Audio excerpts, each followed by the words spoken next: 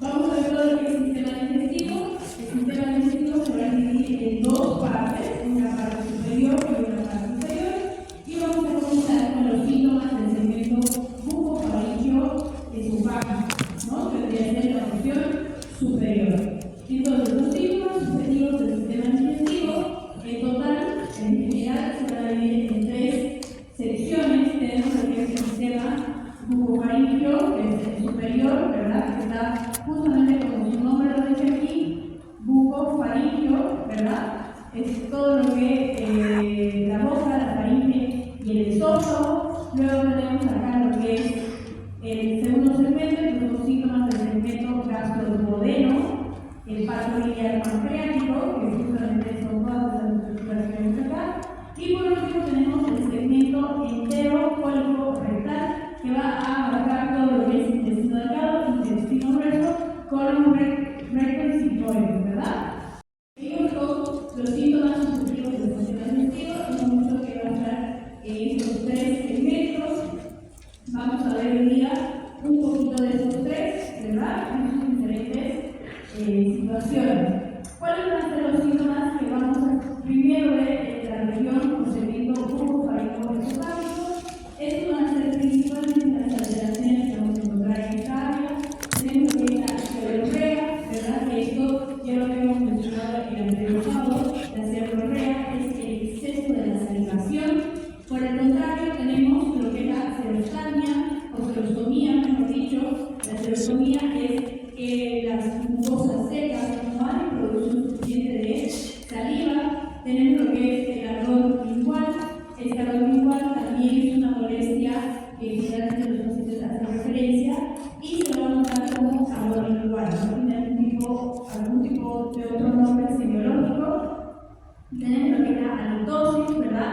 La halitosis es el mal aliento, que lo hemos visto en la anterior clase, que esta halitosis también puede estar relacionada a otro tipo de patología que el paciente puede estar padeciendo, ¿verdad? Vemos que hay halitosis con olor a podrido, halitosis con olor a manzana, halitosis con acetona, y todo eso va a tener una connotación patológica, ¿verdad? Alteraciones del gusto, que vamos a ver que existe, por ejemplo, la agnosia, que es la ausencia de distinguir sabores. Vamos a ver lo que es el bruxismo, que es ese rechinamiento de dientes involuntario que generalmente sucede durante la noche. Muchos de ustedes también la padecen. Lo que es la disfagia es el dolor al deglutir, son molestias al deglutir. El paciente va a estar con mucha molestia y generalmente, sobre todo, este tema de disfagia es el que más vamos a tomar en cuenta en esta clase. Es el síntoma que más vamos a desarrollar, porque vamos a ver que esta disfagia puede evolucionar. Por ejemplo, primero el paciente le puede gustar tragar sólidos, ¿no? Lo que va a decir, cuando como carne me duele muchísimo, me cuesta, y posteriormente esta disfagia puede ser a semisólidos hasta llegar a un punto tan avanzado que el paciente no puede tragar líquidos, ¿no? Y vamos a ver luego lo que es la pirosis. La pirosis es este ardor, ¿verdad? Este ardor, esta molestia, sensación de quemazón en la boca del estómago. Lo que es la pituita, esta pituita es un tipo de mezcla entre moco y salivación, ¿no? Que está justamente segregado por todas las mucosas, tanto lo que es la mucosa bucal como la mucosa de fosas nasales. Por ejemplo, una mezcla de saliva y moco, ¿no?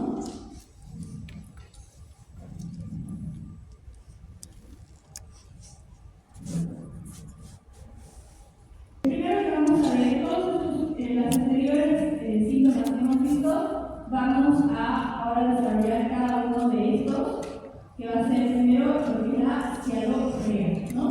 Esta va a ser una sensación subjetiva que tiene relación con el aumento óseo-sensible de lo que es la saliva. El paciente va a mencionar que está hipersalivando, ¿no? Va a haber una sensación de boca llena de saliva y a veces de modo inevitable el paciente va a tener la necesidad ya sea de escupir o de tragar esa saliva. También se va a caracterizar por la salida pasiva de la saliva inferior, o sea, no va a variar, ¿verdad? Va a salir lo que son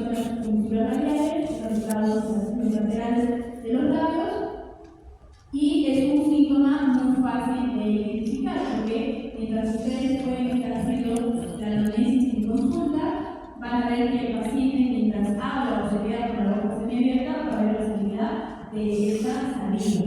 Lo normal es que un paciente, todos nosotros en realidad, producimos de 1200 a 1500 ml por día de saliva, ¿no? A un litro y medio. En el caso de la celorrea vamos a ver que estos 1500 pueden llegar hasta 3 litros, incluso 5 litros de saliva al día, ¿no? Leo, ¿me cambias, por favor? ¿Cuál va a ser la semiogénesis o la fisiopatología de esta hipersalivación? Va a tener principalmente dos causas. Una que va a ser relacionada con el sistema nervioso central y otra que va a ser relacionada con la glándula parótida o las glándulas salivales mayores, ¿no? Como vemos aquí, esta hipersalivación puede ser por una excitabilidad del reflejo salival que está a cargo de los pares frenales 5, 7 y 9, ¿no? Podrían ser los pares frenales que están en relación con el reflejo de producir saliva. También la segunda causa puede ser una irritabilidad de las glándulas salivales, como ser la parótida, la submandibular, la sublingual y la bucal. Hemos visto, ¿verdad?, que estas glándulas van a tener sus conductos de desembocadura, el de la parótida se llama conducto externo, ¿verdad?, y la sub van a ser el conducto de Warburg. Vamos a ver aquí entonces las diferentes causas que pueden causar esta salivación excesiva o celorrea. Tenemos tres tipos de procesos que pueden afectar o que pueden causar esta condición. La primera van a ser los procesos que afectan a la cavidad bucal, solo a la región de la cavidad bucal, como por ejemplo procesos inflamatorios en la boca o alguna extracción dental, ¿verdad? Generalmente cuando estamos en el dentista y estamos con la boca abierta para un procedimiento, se hace una hipersalivación porque la boca al estar abierta se va a ir como secando, por lo tanto la boca empieza a producir más saliva, ¿no? Y también, como dice aquí, en los casos de la estomatitis, ¿no? Vamos a ver qué procesos afectan a las glándulas salivales. Cuando son de poca intensidad o en sus fases iniciales, generalmente la parotiditis, ¿no?, la infección de la glándula parótida, que es quien va a producir esta hipersalivación, y en algunos casos puede ser porque, por ejemplo, el paciente está bajo algún tipo de tratamiento o se hace algún tipo de estudio, yodo expuesto para que el paciente va a estar expuesto a esta sustancia. Este yodo se puede alojar a las glándulas salivales y esto va a hacer que la glándula, en este caso sobre todo la parótida, que es la principal, empiece a hipersalivar. Hay algunos casos fuera de lo que es la cavidad bucal que pueden causar esta hipersalivación, como por ejemplo el esófago. La primera causa de hipersalivación de causa esofágica es el cáncer de esófago, lo vemos acá, ¿verdad? Este es el cáncer de esófago. También podemos ver la presencia de cuerpos extraños en el esófago, que es este de aquí. Como vemos, hay un anillo que está atascado en el trayecto del esófago. Eso también va a producir una hipersalivación. Y cualquier esofatitis de cualquier origen, ¿no? Como vemos acá podemos ver, aquí sobre todo se nota un halo hiperémico, ¿verdad?, más rojo y alrededor más pálido. Esto es una constante irritación en el tejido esofágico que puede ser por ejemplo, un reflujo gastroesofágico, ¿verdad? Cuando hay un reflujo, los tubos gástricos van hacia atrás, o sea, ascienden, generando la lesión de la función del esófago, y esto puede causar que esta esofatitis puede estar manifestada en una hipersalivación. ¿Lo que cambia, por favor? Vamos a ver la celorrea en otros signos digestivos, aparte de lo que es la boca y lo que es el esófago, ¿no? La celorrea puede ser síntoma también de una gastritis, de una duodenitis, de tipo de úlceras gastrointestinales, ¿verdad?, acompañadas con la trabeculotomía.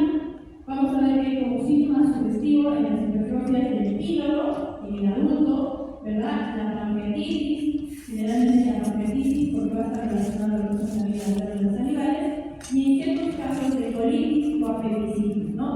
Ustedes saben que la colitis es la infección del colon, por eso es colitis.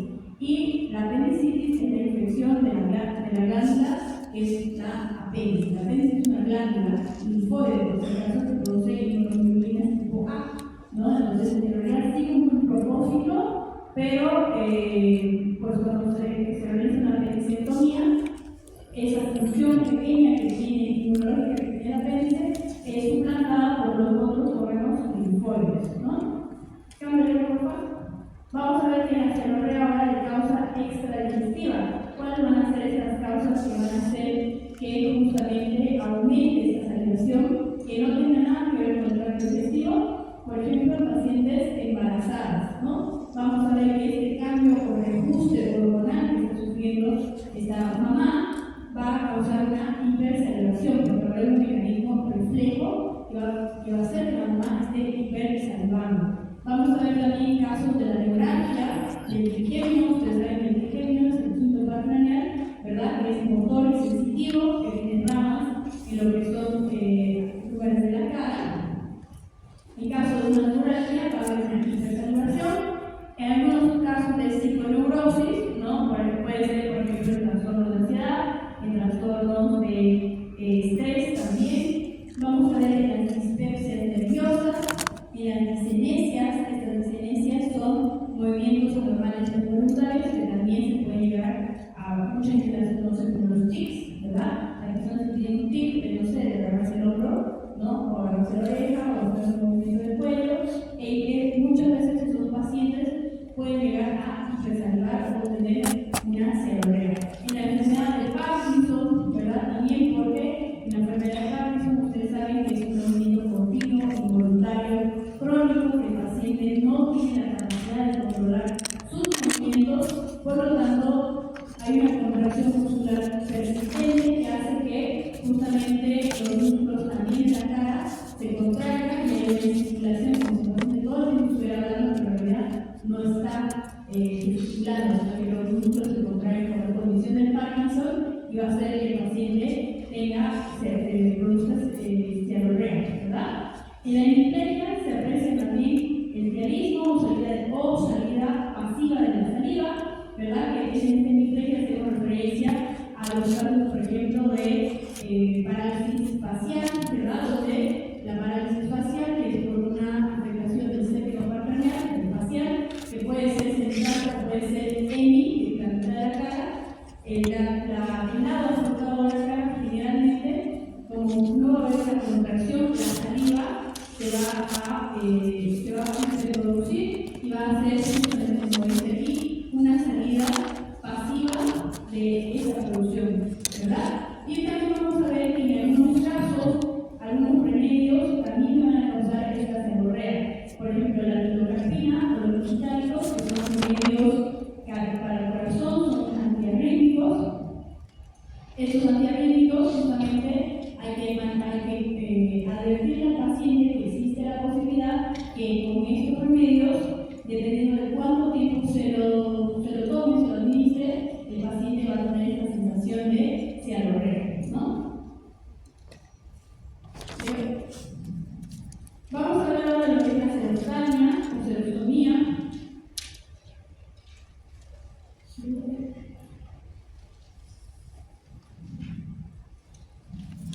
Vamos a ver justamente que el paciente se va a recibir con la boca seca, ¿verdad? En el examen físico vamos a ver una lengua opaca rosada, como vemos aquí, agrietado, pálido, ¿verdad? Los labios van a ser labios pálidos y en la lengua se va a presentar un poco más afrangüesada, un color más rosado, justamente porque la lengua está seca. En este caso va a haber una hiposecreción salival, no se produce la cantidad adecuada de saliva y va a ser menos de 0.5 litros al día, ¿no? Vamos a ver cuáles van a ser estas causas. Tenemos los factores causantes de serostomía. Vamos a hablar de 5 causas principalmente. Primero va a ser por una inhibición del reflejo salivar, ¿no? La primera causa siempre va a ser, vamos a sospechar, de algún trastorno o algo en el sistema nervioso que no está haciendo que estos nervios cumplan su función, ¿no? Entonces vamos a ver aquí, por eso dice el mecanismo neural, va a haber una inhibición del reflejo salival que justamente va a causar el efecto patológico contrario a la cialorrea. La cialorrea por aumento de la excitabilidad del reflejo cerebral, y la seroftalmia es por inhibición de este reflejo. Vamos a ver que también puede ser producida por algunas drogas, drogas hacen referencia tanto a drogas recreacionales como a fármacos. Vamos a ver que también puede ser por destrucción de estas glándulas, de estas células glandulares, ¿no? Por ejemplo, si un paciente tiene un accidente, tiene algún golpe o algún tipo de situación en la que la glándula celular, ya sea bilateral o de un lado, se vea afectada, por supuesto que va a disminuir su producción, ¿no? Siempre y cuando puede existir una reintegración anatómica, pues si el paciente tiene un accidente, pero se va al hospital y puede reconstruir esa glándula parótida, pues esa serostomía va a ser simplemente transitoria. Por eso dice aquí que puede ser reversible si se establece la reintegración anatómica, ¿no? Vamos a ver lo que también es la obstrucción de los conductos excretores. Como estábamos hablando, tenemos dos conductos excretores, ¿verdad? La parótida, y existe la posibilidad que en estos conductos, por ejemplo, haya litos. Ustedes saben que es un lito, ¿verdad? ¿Qué es un lito? ¿Qué es un lito? Ayer nos en biología del grupo a todos los saben. ¿Qué es un lito? Eso, es un cálculo, es una piedra, ¿verdad? ¿De qué puede ser un lito? ¿De qué puede estar formado un cálculo? De calcio, ¿verdad? ¿De qué más? Es algún tipo de mineral que está formándose y formando justamente este lito.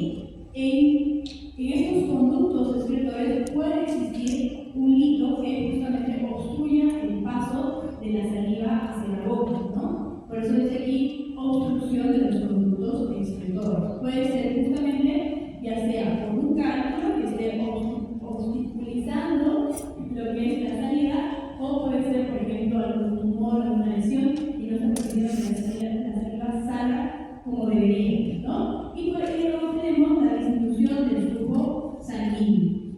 Ustedes saben que, ustedes le llaman oficio, nosotros tenemos bulimia, ¿verdad? ¿Qué es la bulimia? ¿Qué es la bulimia? Es la sangre, ¿verdad? Y la sangre, la bulimia es sangre, el líquido intracelular, líquido extracelular, todo lo que sea líquido en nuestro cuerpo corresponde a lo que es la bulimia, ¿verdad? Si nosotros estamos deshidratados, si nosotros estamos con algún tipo de hemorragia, donde estamos perdiendo bulimia, o no estamos reincorporando o restableciendo el líquido, vamos a ver que justamente, como yo no tengo bulimia, no hay como que produzca saliva, ¿verdad? Entonces, el flujo sanguíneo también va a estar encargado de lo que es la producción de la saliva. Si yo tengo disminución del flujo sanguíneo, no tengo los recursos para producir la saliva. Por lo tanto, también va a haber una serostomía, ¿no? Leo. Vamos a ver cuál va a ser la serotenia para analizar este síntoma. A la inspección vamos a ver una lengua tostada, una lengua seca, y a la palpación se va a ver la sequedad y la aspereza. El paciente va a tener los labios pálidos, agrietados, ¿verdad? La lengua también se va a presentar con lo que vendría a ser esta sensación de lengua plana o lengua lisa, ¿no? Por la falta de producción de saliva. Leo. Vamos a ver entonces cuál va a ser el semiodiagnóstico. Vamos a estar repitiendo lo que ya hemos visto en el diagnóstico. Nuestra primera causa puede ser por una inhibición del reflejo salival, puede ser por una destrucción de las glándulas, y en esta destrucción de las glándulas vamos a observar lo que es, por ejemplo, el síndrome de Sjögren, que ya lo hemos mencionado, ¿verdad? En este síndrome de Sjögren también va a tener un efecto con la producción de saliva, porque hemos visto que este síndrome no produce saliva, no produce lágrimas, no produce transpiración, las glándulas no funcionan de manera adecuada. Dentro de este síndrome está, obviamente, el paciente no va a producir la suficiente cantidad de saliva, ¿no? Y justamente vamos a ver que en estos casos va acompañado de dolor local, no necesita tener la boca seca todo el tiempo. Obviamente se ve que los labios se empiezan a agrietar, se empiezan a hacer heridas, ¿verdad? Van a aparecer soluciones de continuidad que van a provocar el dolor local. Y este dolor local va a estar exacerbado, por supuesto, si yo tengo heridas en la boca, va a aumentar si yo como algo picante o como algo súper salado, ¿verdad? Generalmente la serostomía, en estos casos de destrucción de glándulas, va a estar asociado a lo que les mencionaba, que es la litiasis salival, ¿verdad? Esta litiasis salival, cuando se combina la baja producción de saliva con la presencia de líquidos, se va a llamar cialoquitis, ¿ya? La cialoquitis. Y como vemos aquí, ya hemos mencionado la disminución del flujo sanguíneo en proceso de deshidratación generalmente, y también los casos de intoxicación por la atropina puede señalarse como un ejemplo la serostomía de causa medicamentosa. ¿En qué casos o qué creen ustedes que es la atropina? ¿Qué es la atropina? ¿Qué es la atropina? ¿Para qué sirve? ¿En qué casos usaría yo atropina al paciente? Si el paciente entra en paro, ¿qué se le pone? Primero se le pone adrenalina, ¿verdad? Para revivir al paciente. No responde la adrenalina, ¿qué le pongo? Atropina. La atropina es justamente igual es un neurotransmisor que funciona como la acetilcolina, como la adrenalina, como la noradrenalina, como la epinefrina, que es la atropina, ¿ya? La atropina tiene un efecto inotrópico positivo, que quiere decir que lo que hace es aumentar y estimular la frecuencia cardíaca y la fuerza de contracción en el corazón. Generalmente esta atropina es manejada por los anestesiólogos, ¿verdad? Y los anestesiólogos, cuando hay un caso en una cirugía o algo, generalmente en cirugía, siempre se ponen y se pegan jeringas ya cargadas con la dosis en la pared, cosa de que si el paciente durante la cirugía entra en paro, no están cargando recién la jeringa o buscando la atropina. La atropina siempre está pegada, siempre tendría que estar pegada en la pared al lado de la cama del paciente que está en el quirófano, porque si sucede algo, el anestesiólogo solo quita la pared y le pone al paciente. Una de las veces o una de las maneras que el médico tiene justamente para ver si no lo ha intoxicado, o sea, se le ha pasado la dosis, es ver si el paciente está con serostomía, ¿no? Si el paciente le pone la atropina y el paciente ve que el paciente está su boca seca, no hay saliva, las mucosas están pálidas, hay una intoxicación de atropina y se le pone el antídoto, que es el flumacenilo, que es un remedio que justamente contrarresta el efecto y la acción de la atropina, ¿no? Entonces, esta puede ser una causa medicamentosa de este síndrome. Vamos a definir ahora, vamos a hablar de nuestro otro síntoma que se llama ardor lingual o bucolingual. Definimos este síntoma como una sensación dolorosa, a veces hasta quemadura, que se puede experimentar generalmente en los lados y en la punta de la lengua. Los pacientes identifican este síntoma por su mayor expresión, como decía, en la punta y los bordes de la lengua. Se produce o se exacerba cuando el paciente ingiere comidas cargadas de sal, picantes, muy fríos o muy calientes. ¿Qué va a hacer esto? Esto va a causar que la lengua se inflame, esté dolorosa, esté edematosa, y ese término de la lengua inflamada se conoce como glosotinia o glosalgia. ¿Ya? La glosotinia es dolor en la lengua. Entonces el paciente te va a decir, me duele el lengua. Esto en la historia clínica no se llama así, no se llama lengua. Se va a hacer glosotinia, ¿no? O glosalgia. Cualquiera de los dos términos es falso. ¿Leo? Para hacer la semipenicia con la fisiopatología, vamos a ver que se puede producir una irritación neural, ¿no? Primero puede ser, la primera causa de casi todos los síntomas que nosotros vamos a ver en esta región, la primera que tenemos que descartar es que no sea de causa central, causa del sistema nervioso central, ¿no? Vamos a ver que en todos los casos existe una alteración inflamatoria más o menos marcada de las papilas linguales, con hipertrofia, atrofia o ambos procesos a la vez. Como vemos aquí, ¿verdad? Aquí vamos a ver que las papilas, aquí se ven unos puntitos, la lengua va a estar en algunos casos con hipertrofia, o sea, aumento de la masa celular, y en otros casos de atrofia, que es disminución de la masa celular, ¿verdad? ¿Leo? ¿Cuáles van a ser entonces? ¿Qué va a ser el ciclodiagnóstico? ¿Cuáles pueden ser las posibles causas que van a causar estas que van a producir? Me van a dar la glosolimia o la glosal en el paciente. La primera causa son deficiencias nutricionales. El paciente va a presentar algún tipo de deficiencia de la vitamina o algún mineral que va a hacer que esa lengua esté inflamada, ¿no? Por eso dice las enfermedades deficitarias nutricionales en glositis crónica, ¿no? Generalmente va a estar asociado a lo que vendría a ser el paciente va a tener diarrea y va a tener anemia. Cuando yo junto la glosotomía más la diarrea más la anemia, se llama síndrome glosoenteroanémico, ¿no? Aquí en este síndrome glosoenteroanémico ya estamos abarcando más sistemas y más órganos, ¿verdad? Generalmente la diarrea y la anemia también va a venir asociada al 100% al déficit nutricional que está teniendo el paciente, ¿no? ¿Cuál va a ser esta anemia que estamos mencionando? Sobre todo la anemia perniciosa. La anemia perniciosa es por déficit de la vitamina B12. Seguramente lo van a ver, ya lo han visto. ¿Quiénes son los pacientes que tienen esta deficiencia? Los pacientes vegetarianos y los pacientes veganos.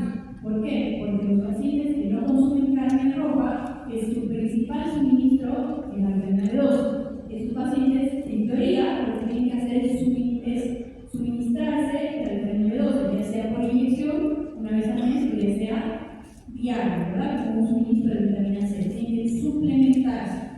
Esta anemia perniciosa va a tener justamente un efecto directamente a lo que vendría a ser el sistema gastrointestinal, porque la vitamina B12 es absorbida y asimilada en la sangre a través de las criptas de los pliegues de la mucosa gastrointestinal, ¿no? Entonces, justamente esta anemia se relaciona 100% con lo que vendría a ser, por ejemplo, que puede causar una diarrea y un síndrome glosoenteroanémico.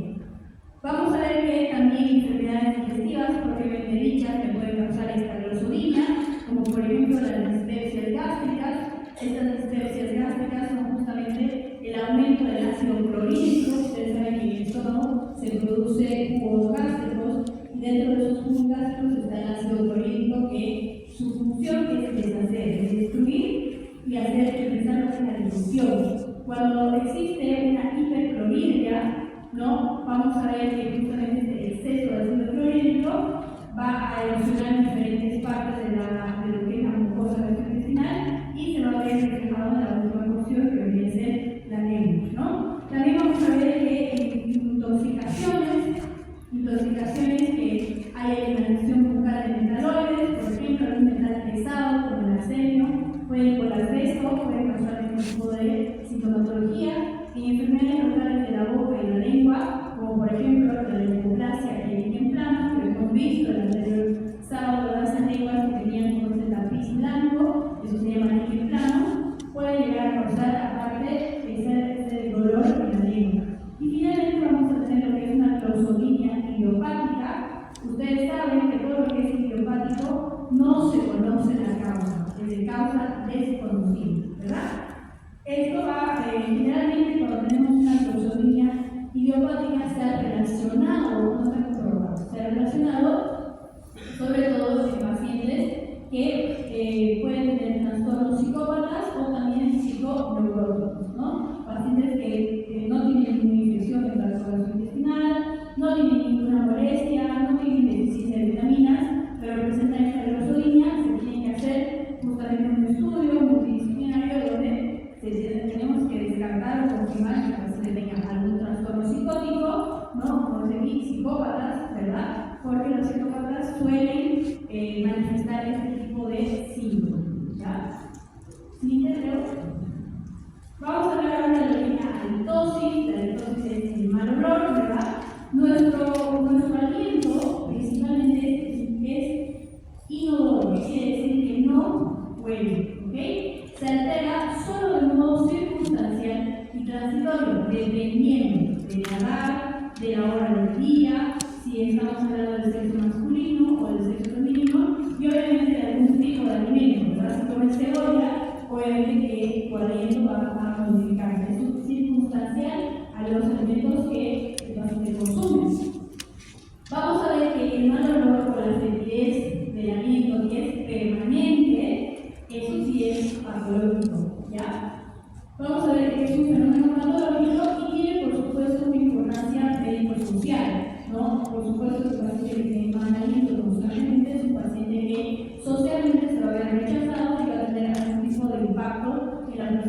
vida o el desenvolvimiento del mismo paciente, ¿ya? Entonces, en ocasiones los enfermos que conocen la existencia de su halitosis tienen mayor defensa, pero los que la ignoran o la ocultan en beneficio propio tienen, como les decía, dificultades sociales, dificultades sexuales. Vamos a ver que también el alimento persistente está relacionado con algún tipo de alteración psiconeurótica o psicótica, ¿no? Por ejemplo, muchas veces el paciente hace referencia a que tiene mal aliento todo el tiempo, pero el paciente en realidad no tiene un mal aliento, simplemente es su percepción. Entonces ahí estamos hablando de un paciente neurótico. La neurosis es existe un cambio en la realidad, ¿no? que le permite a que el paciente se convence de que esa es la realidad, pero realmente no lo es, ¿no? Por eso el paciente se puede dar a pacientes con una alteración psiconeurótica. Y por eso justamente el único que comprueba eso es el médico, ¿no? Si tiene verdaderamente mal o no. ¿Leo? ¿Cuál va a ser la semiogénesis con la fisiopatología de la halitosis? Vamos a ver la halitosis de causa local, que generalmente está simplemente enfocado en lo que vendría a ser los focos locales de la boca, que puede ser una planetaria, una encías, mejillas, ¿verdad? Vamos a ver que existe halitosis de causa respiratoria. Por ejemplo, los pacientes que tienen neumonía, ¿no? Ustedes saben que la neumonía es la infección e inflamación del pulmón, del tejido pulmonar, de los alveolos. La neumonía, las más graves, son producidas por bacterias, por el estreptococo, ¿verdad? Estas bacterias y todas las bacterias producen pus, ¿no? La pus es un cúmulo de desechos de la bacteria. Esta pus, en el caso de la neumonía, se va a ir agregando justamente en los espacios de los alveolos pulmonares y tomando segmentos del pulmón. Ustedes saben que el pulmón está netamente relacionado con la respiración. Entonces, en caso de una neumonía bastante seria, el paciente, uno de los signos que puede llegar a presentar es el mal aliento.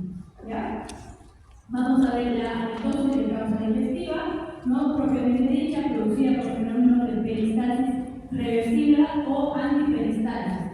Ustedes saben que la peristalsis es ese movimiento, ¿verdad?, que hace el intestino como un gusano para mover el bolo alimenticio y mover la materia fecal que se está controlando, lo que se está, mejor dicho, formando. Cuando no existe la peristalsis, este popó que se está formando se estanca y se queda en un sitio del tracto digestivo y se queda mucho tiempo, ¿verdad? Mucho tiempo, puede ser un día, 2 o 3 días.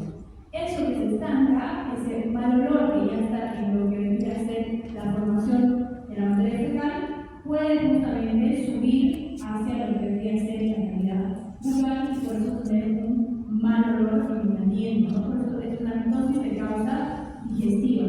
Por eso aquí dice también puede darse en los casos en que, por ejemplo, los gases sean retrógrados y también sean expulsados por la parte superior del tubo digestivo y también el paciente presente una halitosis. La halitosis de causa sanguínea, también por eliminación a nivel de los alveolos pulmonares e incorporación al aire respirado de sustancias eléctricas anormales circulantes en la sangre. Por ejemplo, ustedes saben que en el riñón se filtra la sangre, ¿verdad? Una de las funciones que tiene el riñón es limpiar la sangre. Al limpiar la sangre se forma el pipí, y en el pipí vamos a encontrar lo que es la urea, ¿verdad? El ácido úrico y la urea son desechos que se filtran por medio de la micción. Cuando existe una causa sanguínea, vamos a ver que el riñón también tiene como función producir eritropoyetina, ¿verdad? Que es justamente una sustancia que nos ayuda a mantener la bulimia en el sanguíneo. Cuando hay un déficit de esto y hay un déficit de lo que debería ser la función renal, esta urea y este ácido úrico se va acumulando en sangre y se va acumulando en distintos tejidos, haciendo justamente que el paciente no se circulación en la sangre, haciendo justamente lo mismo hasta llegar al punto de los alveolos, y esto se hace en el intercambio gaseoso. Esta urea y este ácido úrico se va a fugar por medio de lo que es el intercambio gaseoso y el paciente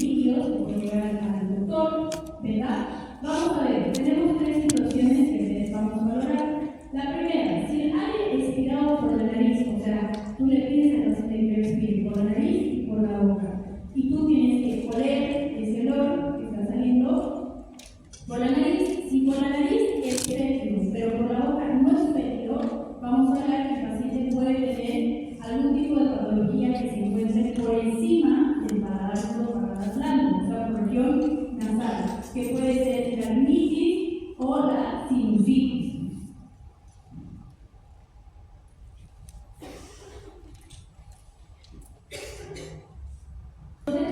Si el paciente emite un mal olor solo en nariz, podemos hablar que el paciente está con una rinitis, que es la infección de los cornetes, ¿verdad? O puede ser una sinusitis, la sinusitis es la infección de los senos paranasales, ¿verdad?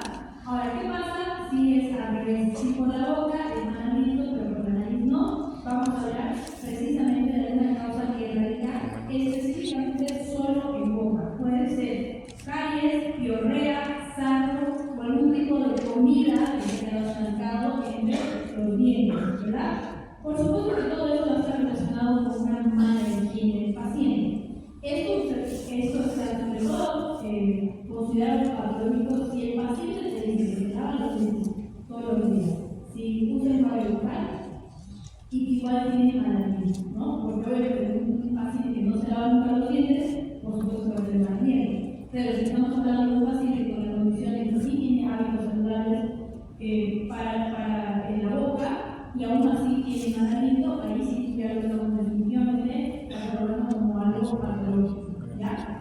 Vamos a ver que si tanto el aire que sale por la nariz y sale por la boca es fétido, podemos hablar que la causa está en la zona de la faringe, ya puede ser ante la presencia de una faringitis crónica o una amigdalitis, o el sistema respiratorio, que sea por la presencia de abscesos, que son las colecciones de pus que pueden haber en el pulmón, puede ser por una bronquiectasia, también la bronquiectasia es cuando el bronquio está colapsado, ¿no? Y por supuesto estamos hablando de un sistema, también el sistema digestivo y enfermedades generales, como les decía, la uremia, ¿no? Que es el cúmulo de ácido úrico y de úrea, que se va a acumular a nivel sistémico y que va a causar este inconveniente, ¿no? ¿Veo? Vamos a ver lo que es el estereodiagnóstico. Entre las enfermedades fétidas locales de la boca vamos a hablar sobre todo del dentadura de mal estado, en la adenoides crítica, en la halitosis puede haber lesiones nasales, rinitis, adenoides, sinusitis, lesiones del cuerpo del sistema respiratorio, como las bronquiectasias, la gangrena pulmonar, la gangrena producida por una bacteria, por lo que se llama el Clostridium, que produce la gangrena, el Clostridium difficile, ¿no? Es una bacteria que es siempre responsable de la gangrena que puede dar en cualquier parte del cuerpo, en piel, en corazón, generalmente es el tejido celular subcutáneo, y en el caso pulmonar también va a estar asociado a la halitosis. Entre lo que son las digestivopatías, tenemos los divertículos esofágicos, todo lo que sea el divertículo, chicos, es como una bolsita. Ustedes, imagínense, alguien que vea el divertículo, imagínense una bolsa, una bolsa vacía. Justamente, si hay una bolsa vacía, en el que está el esófago, pues como un tubo, en un divertículo lateral, generalmente en ese divertículo es donde se van a acumular los restos de comida, ¿verdad? Que no van a pasar a hacer digestión, y justamente esa comida se va a podrir, no va a seguir el curso para seguir comiendo el bolo, entonces, por el bolo alimenticio, entonces va a producir el mal olor, ¿verdad? Y como ya habíamos visto, por ejemplo, en causas como la diabetes, el aliento cetónico, ¿verdad? Que ya lo habíamos mencionado, que es el olor a acetona, que es indudablemente que el paciente está entrando en un coma diabético, en una situación grave.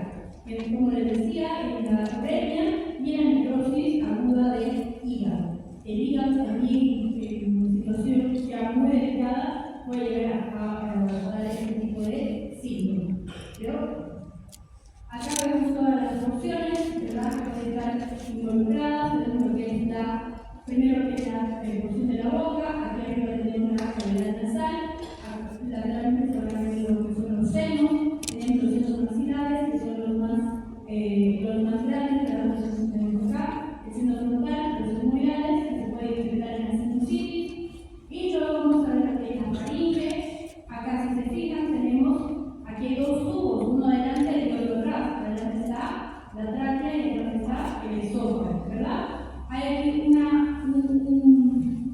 una válvula que se llama epiglottis, ¿verdad? Que han visto ustedes en neonato, que justamente lo que hace es cerrar o abrir, ya sea si voy a tragar, paso la tráquea, si voy a respirar, libero la tráquea para el paso de aire. Por eso no se aconseja no comer y hablar. ¿Por qué? Porque la epiglottis no sabe si cerrar el esófago o cerrar la tráquea. Porque para hablar hay que respirar y justamente para deglutir necesito que esté la tráquea tapada y el paso del alimento sea por el esófago. Por eso la gente que habla y come se atora. Porque en la comida justamente ustedes ven que hay un canal común y la comida puede irse a la tráquea, ¿verdad? Eso se llama broncoaspirarse. Broncoaspirarse es cuando la comida llega, en vez de seguir por el tubo del esófago, pasa a lo que es la tráquea, y la tráquea, a diferencia del esófago, el esófago es una banda muscular que se puede dilatar.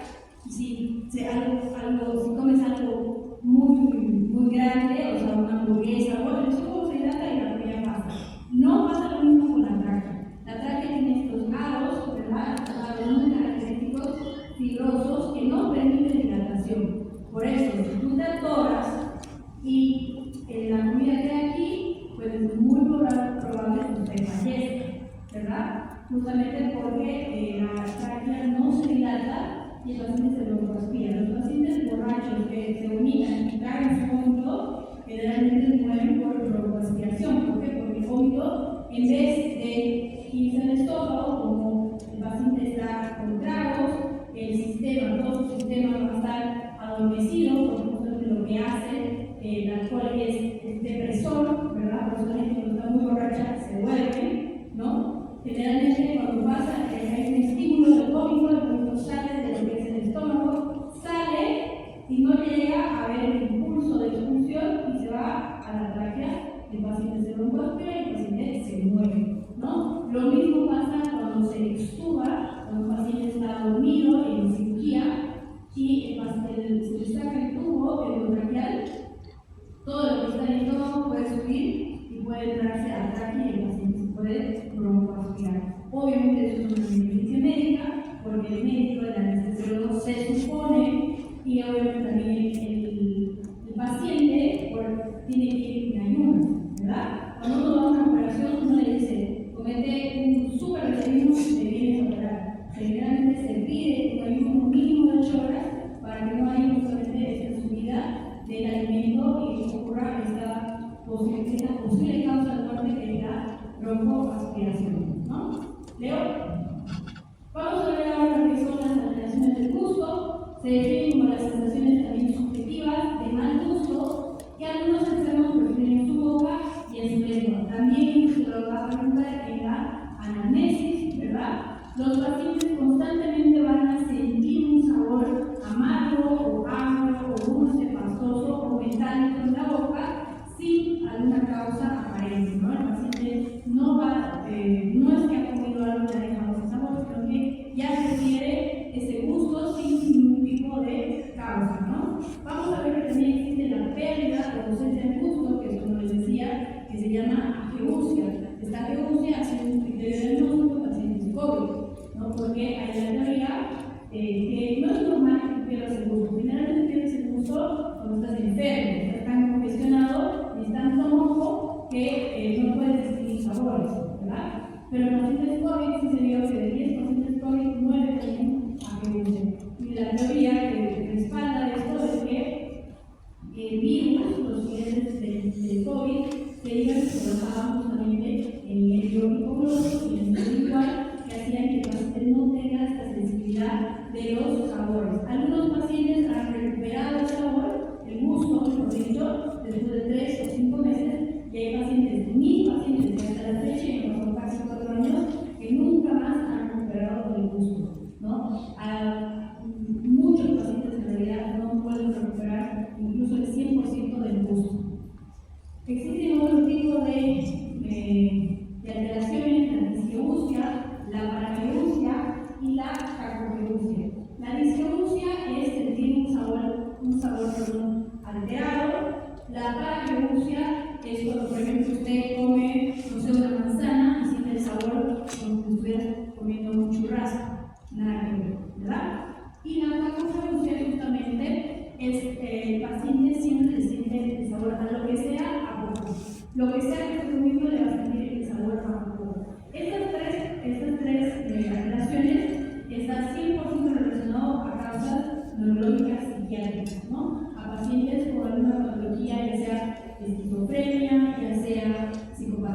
ya que sea un trastorno de bipolaridad, ¿no? Está asociado a estas tres causas, está sin duda asociado a algún tipo de trastorno neuropsiquiátrico, ¿ya? ¿Veo? Para hacer este diagnóstico, vamos a ver que los sabores de cosaíno, pastoso metálico, se observan en procesos generalmente gastrointestinales, como el caso de las amigdalitis, las caries, las prótesis dentales, la nasofaringitis. También se observa en alteración del gusto de tipo sanguíneo o en infección de algunas endocrinopatías de tipo ovárico, disturbios menstruales. Por ejemplo, las pacientes que vienen con estos sabores en la boca, si es el caso de mujer y está en edad fértil, tiene que hacerse también un descarte de que no tenga endometriosis, no tenga quistes ováricos, no tenga ni útero, ¿verdad? Porque está relacionado a endocrinopatía de tipo ovárico, o sea, el ciclo ovárico de las mujeres, en disturbios menstruales, ¿verdad? Pacientes que tienen irregularidades en el ciclo menstrual e intoxicaciones endógenas y exógenas, como algunos remedios como el yodo, ¿no? Como les decía aquí, la gebusia y la disgebusia están generalmente también asociadas a la parálisis de los nervios gustativos, el igual glosofaringeo y la cuerda del tímpano. Y sobre todo en psiconeurosis, como dice ahí, y psicopatías, necesitamos descartar al paciente que no tenga algún tipo de trastorno psicológico psiquiátrico, que él mismo tal vez no se da cuenta, pero por médicos tenemos y debemos, si sospechamos este tipo de cuadros, tenemos que derivar a una intervención con psiquiatría, ¿no? Hablando de lo que es el bruxismo, ustedes saben que el bruxismo es el rellenamiento de los dientes, muchos lo tenemos, ¿verdad? Es el movimiento circular de los dientes de dirección y en sentido lateral del roce de tanto de la dentadura superior como de la dentadura inferior, ¿no? También se va a llamar psiquismo o bicomanía o también bruxomanía. Es un signo característico. Su signo característico es la contracción constante e intensa de los músculos maceteros, ¿no? Los músculos maceteros es el músculo temporal, el músculo macetero, el trigódeo medial y el trigódeo lateral. Generalmente este rechinamiento ocurre en la noche, ¿verdad? Causando un desgaste del esmalte de los dientes, ¿no? Y se observa en personas muy nerviosas, en pacientes neuróticos y en la presencia de parasitosis intestinal. Hay que descartar si el paciente tiene bruxismo. Esto obviamente va a ser también con el dentista. El dentista es quien te va a hacer una placa para que te la pongas en la noche y no hay este roce, este desgaste. Pero hay que ver si el paciente no tiene parásitos en su estómago que está causando este tipo de rechinamiento. También existe un tratamiento que se hace con el botox, ¿verdad? El botox es una de la toxina botulínica que permite la parálisis o relajación del músculo. Existe el tratamiento donde se inyecta una cantidad de botox en los músculos maceteros, cosa de que si hay un rechinamiento no sea el cerebro lo que cause las lesiones de las piezas dentales, ¿no? En disfagia, este es el que más vamos a hacer hincapié. La disfagia es la sensación de la dificultad para tragar, me cuesta ingerir o deglutir, ¿no? Generalmente se dice que también es un sinónimo de atorarse, atoramientos, sensación de atasco, ¿verdad? Lo que sea que estamos ingiriendo o deglutiendo. Esto puede ocurrir en distintos niveles del estómago. Ustedes saben que el estómago mide aproximadamente de 20 a 30 a 40 centímetros y esta incomodidad de deglutir puede ser en las diferentes secciones del estómago, ¿no? Algunos enfermos hablan de la sensación de bola, o sea, como que si estuvieran tragando una esfera y justamente eso es lo que les está dificultando el paso, ¿ya? Otros comunican como una sensación de ardor propiamente dicho al tragar. Cuando de dolor, pero una sensación de dolor. Cuando muere se llama orinofagia.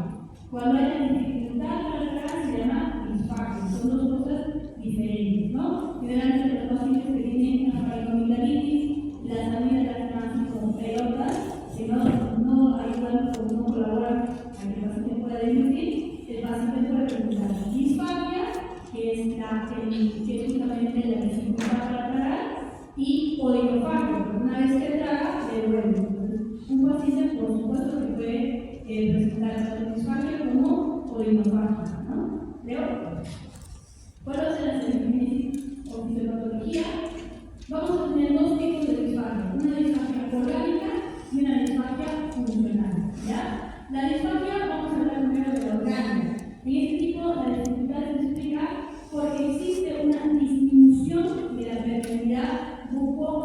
faringoesofágica. ¿Qué quiere decir esto? Cualquier proceso metabólico obstructivo a cualquier nivel de dicho conducto.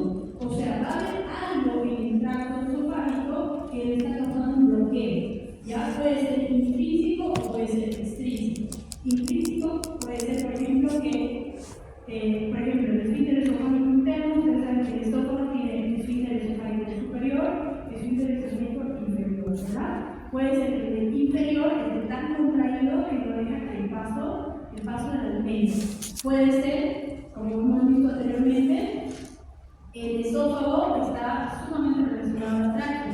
Puede ser que el paciente tenga un tumor en tráquea y ese tumor esté aplastando al esófago, impidiendo el tránsito de la comida, ¿no? Eso se llama extrínseco, que quiere decir que es afuera del órgano del que estamos hablando. Intrínseco quiere decir que es propio del órgano del que estamos hablando, ¿no? Por eso dicen, puede ser de causa intrínseca, puede ser que el esófago sea contraído más, que disminuido la luz del paso del espacio donde pasan los alimentos, o puede ser explícito, que puede ser cualquier proceso que cree y aplaste el esófago en relación a los órganos vecinos. Puede ser la boca, puede ser el mediastino, incluso el corazón, ¿no? Porque todos comparten la misma especificidad. Puede ser algún órgano que me perjudique y obstruye el paso de la alimentación en el estómago, ¿no? ¿Veo? Vamos a ver la semiogénesis ahora de la funcional. Este mecanismo patogénico de la disfagia funcional obedece a las múltiples y complejas alteraciones de la fisiología de la deglución, ¿no? Vamos a ver que este tipo de disfagia existe tres, va a ser de tipo alta, media y baja, según en qué tiempos de la deglución el paciente hace referencia a esta dificultad para tragar. ¿Veo? Vamos a hablar primero de la disfunción, de la disfagia funcional alta. Esta disfagia funcional alta se produce por alteración del reflejo deglutorio, ¿no? Puede estar asociado a un tema del sistema nervioso central, ¿verdad? Si el reflejo está o disminuido o abolido, quiere decir que algo en el cerebro no está funcionando, no está haciendo las conexiones apropiadas para que el paciente tenga el reflejo de tragar, ¿verdad? Vamos a ver que puede ser también por una alteración psíquica, podría alterar el reflejo de la deglución. Todos tenemos reflejo de la deglución, por eso a los niños, por ejemplo, cuando se les obliga a darles un medicamento, le ponen el medicamento tan atrás que justamente despiertan o estimulan el reflejo de la deglución, o incluso los perros, ¿verdad? Cuando le damos una medicina a las mascotas, al final los tragan, porque existe este reflejo de deglución. Cuando este reflejo está abolido, la primera parte del deglutir, el que la lengua lo pase la lengua para atrás y comience el exceso, va a estar abolido, ¿no? También puede ser por la parálisis de los nervios deglutorios, que viene justamente de alteración de tipo central, ¿verdad? Cuando las lesiones asciendan en la faringe y en la entrada del esófago, la respuesta se localizará por vía que refleja las partes altas, originando un tipo de disfagia de tipo alto, ¿no? Que podría ser en la primera porción, generalmente la porción está ubicada en la zona del cuello. ¿Veo? En la media, vamos a ver que cuando nosotros hablamos de una disfagia funcional media, hacemos referencia a toda lesión intrínseca, pequeña, o vecina o distante del esófago. Media me hace toda la porción del tórax.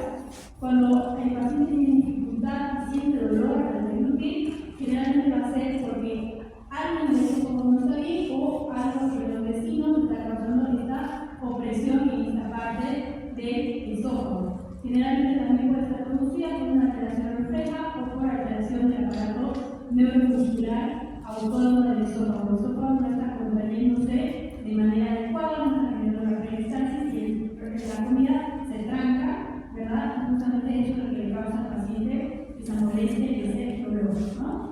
¿Veo? En la baja vamos a ver que está generalmente asociada a la peristalsis relajadora de la fase terminal y produce la disfagia funcional baja. Como hemos dicho, que el esófago tiene esfínter esofágico alto o superior y esfínter esofágico inferior. Este esfínter, que está así cerrado cuando estás tragando, se tiene que dilatar y eso va a hacer que la comida pase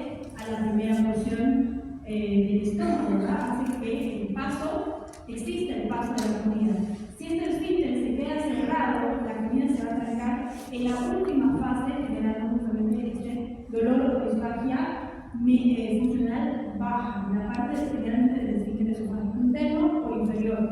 Va a producir, puede estar producida una pérdida del equilibrio vagosimpático y alterar los esfínteres o sus medios mecánicos de contención. Como les decía, generalmente esta disfunción disfagia funcional baja está porque el esfínter esofágico inferior, que la última función del esófago, está tan contraído que la comida se queda trancada y no pasa. Y eso me va a generar dolor, ¿verdad? ¿Leo? Para hacer la semografía vamos a hablar un poquito de tanto la disfagia alta como la baja y la media.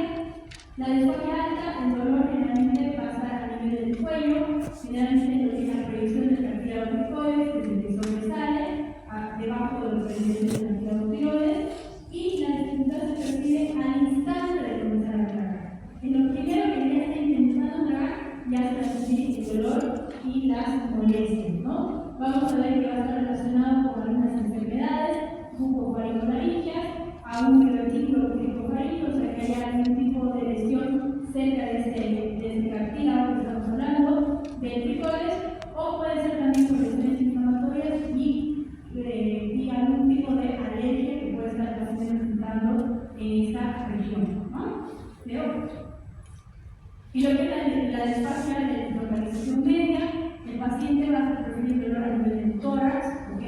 A nivel del tórax en lo que sería el esófago medio. El dolor en esta parte, vamos a ver que no va a ser al principio de deglutir, sino que va a ser de los 2 a los 5 segundos después de que ha deglutido, va a sentir ese dolor, va a sentir esa molestia, de 2 a 5 segundos después de tragar, ¿no? Vamos a ver que también puede ser en esta parte, mucho todo lo que es medio puede ser intrínseco o extrínseco, es por una obstrucción, y por eso es que podemos estar hablando de lo que sería la presencia de algún tipo de cáncer en esta parte del esófago medio que está impidiendo o bloqueando el paso del alimento, ¿no? También puede ser, como les decía, de causas extrínsecas, como por ejemplo afectaciones aórticas.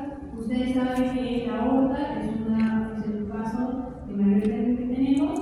Si el aneurisma es por la dilatación del vaso, ¿verdad? El aneurisma se puede justamente, puede ser totalmente mínimo y se puede justamente perjudicar o obstruir el paso del esófago, de la comida en el esófago medio, ¿no? ¿Leo?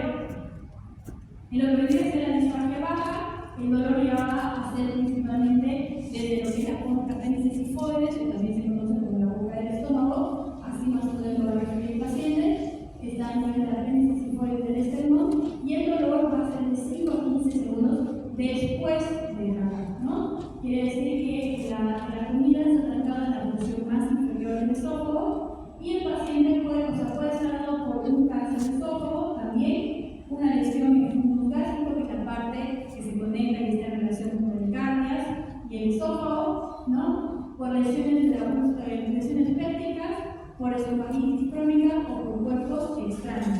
También puede ser por un espasmo transitorio o lo que es la acalasia. La acalasia justamente es esta contracción, esta hipertonía del esfínter esofágico interno inferior que termina al final en cirugía, porque no hay nada que haga que esto se dilate y el paciente pase, o sea, la comida que ingiere el paciente pase normalmente por su trayecto del tubo digestivo. Para eso se va a entrar el quirófano, se tiene que cortar ese filo que está todo cerrado, se lo corta, se dilata y recién pasa el paso de los alimentos, ¿no? Se hace una filotomía de Ramsted, se hace primero unos estudios donde se va a ver una imagen en pico de pájaro o punta de lápiz que se conoce, que justamente se va a ver así cerrado, un examen de radiocélis de barrio, donde se va a evidenciar que el esfínter está totalmente contraído y una dilatación que es la acumulación de la comida que no puede pasar, ¿no? También puede verse en hernias diafragmáticas y en lesiones gástricas, ¿no? ¿Leo? Aquí vamos a ver que la periodicidad depende, pues existen lo que son disfagias, tanto disfagias periódicas y disfagias no periódicas. Las periódicas, como su nombre lo dice,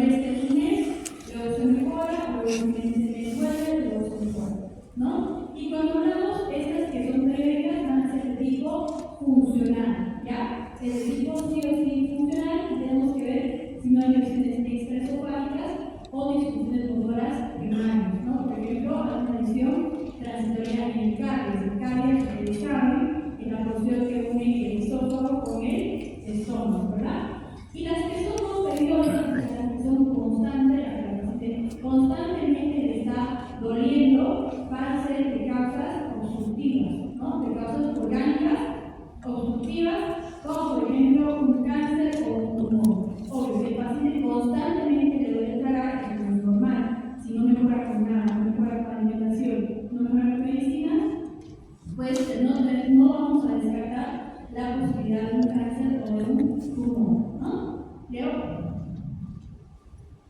En la intensidad vamos a ver que la intensidad puede ser generalmente no marcada, obviamente dependiendo de que si estamos hablando de una disfunción o una disfagia, funcional u orgánica. Generalmente las disfagias orgánicas pueden ser mucho más dolorosas, porque pueden ser cáncer, ¿verdad?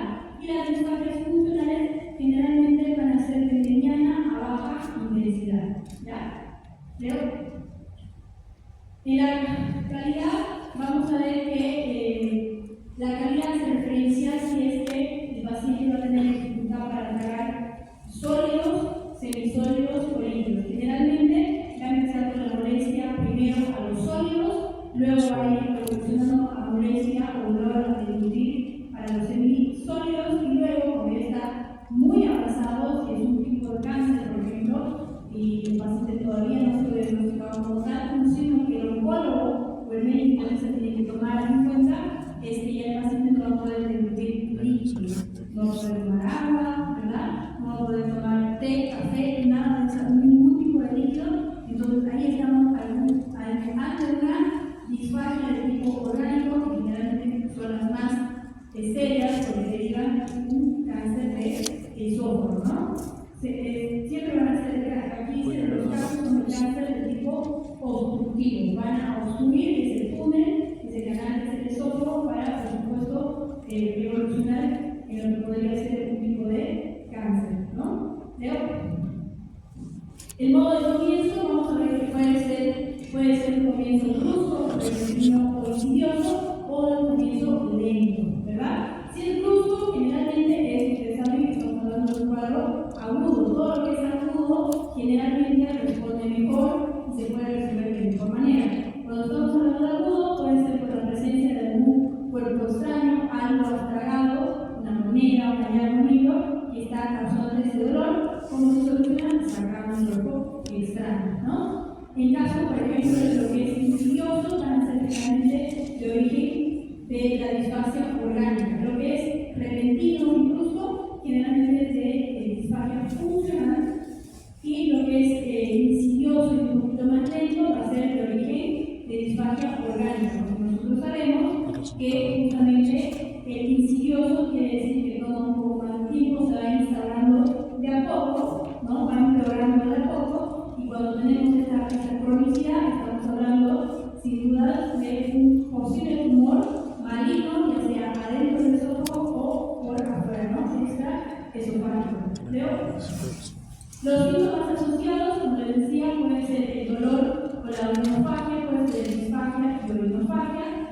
Va a ser también asociado a lo que son las hematemesis, que son los vómitos con sangre, y las hemorragias, que son hemorragias, que están más destacados, son hemorragias del estómago. Puede estar asociado, como ya hemos visto previamente, a la cerebrera, a la hipersalivación, y también puede estar obviamente asociado a síntomas generales como la baja de peso. Si el paciente no come y le duele al comer, por supuesto que el paciente va a bajar de peso. Esa baja de peso lo va a llevar a otro tipo de patologías, ¿no? Como pérdida de fuerza, anomia, el paciente no va a tener ganas, no va a tener fuerza, porque no se está alimentando apropiadamente, y puede existir fiebre en caso de que esté asociado a procesos mediastínicos o divertículos, que son estas bolsitas que les digo, y si el divertículo está perforado, se puede tener una bolsa rota, que por ahí va a salir justamente este alimento no digerido, fermentado, podrido, y va a generar un proceso infeccioso, puede llegar incluso a ser una sepsis, y el paciente va a manifestar primero con fiebre, ¿no? ¿Veo? El curso de la enfermedad puede ser transorgánica, regular, rítmico y progresivo, ¿no? De a poco se va instaurando, justamente aquí dice, puede ser señalado un carcinoma y una caquexia. ¿Qué es la caquexia? La caquexia, los pacientes que son piel y hueso, ¿no? Son pacientes caquéticos. Ya no tienen masa muscular, ha habido, su cuerpo se ha comido a sí mismo para poder sobrevivir, ¿no? Y el paciente queda en piel y hueso. Eso se llama caquexia, ¿ya? Puede llegar a causar justamente en el paciente caquexia progresiva del enfermo, ¿no? El paciente cuando no puede vivir, su propio cuerpo se alimenta, se come a sí mismo, por así decirlo, las células van a usar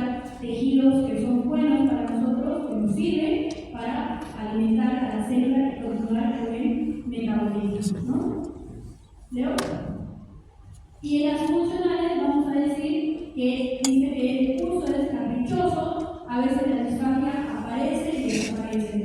Es un par de días y luego se calma y luego se vuelve a instaurar, ¿no? Generalmente vamos a ver que podemos llegar a cargar sólidos y poco a poco van a ir mejorando de acuerdo a lo que el paciente, a su estilo de vida y por supuesto a las condiciones, al estado, pues es relativo al buen estado general del paciente. Dependiendo de cómo esté el paciente, el curso de una disfagia funcional puede ser 1 o 2 días, el paciente vuelve a su normalidad, pero es periódico, ¿no? El paciente vuelve a su normalidad y luego va a volver a tener episodios de disfagia.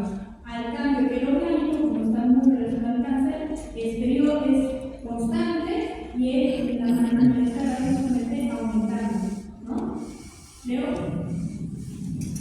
En el diagnóstico vamos a ver que la disfagia orgánica va a estar relacionada al carcinoma maligno en cualquier nivel del esófago, ya sea en la parte superior o inferior.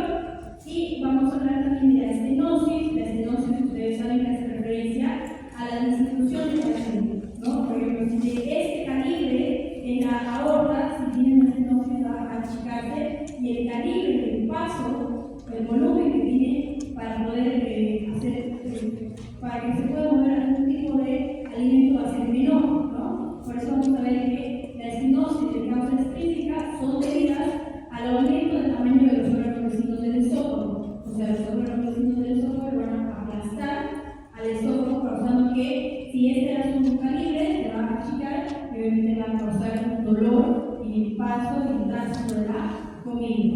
¿Leo? En la funcional vamos a ver que son enfermedades más frecuentes, la faringitis, la laringitis. Obviamente, si yo tengo, por ejemplo, una faringitis y mis amillas están súper inflamadas, obviamente que me va a doler cagar. Pero eso se va a pasar, sí. Si yo me curo de la faringitis, las amígdalas se van a desinflamar, van a volver a su tamaño natural y el paciente va a volver a poder reproducir de manera natural, ¿no? Por eso son periódicas y son funcionales, que están relacionadas a otro tipo de órganos que están circulando o cerca de lo que debería ser el esófago, ¿no? Vamos a ver que el espasmo difuso del esófago es un espasmo, y el espasmo transitorio de cálidas y la calacia de Kurz. Estas son 3 patologías que van a presentar una disfagia funcional. Todo esto, si yo curo la causa matriz de todo esto, vamos a ver que esta disfagia funcional va a verse una mejoría importante.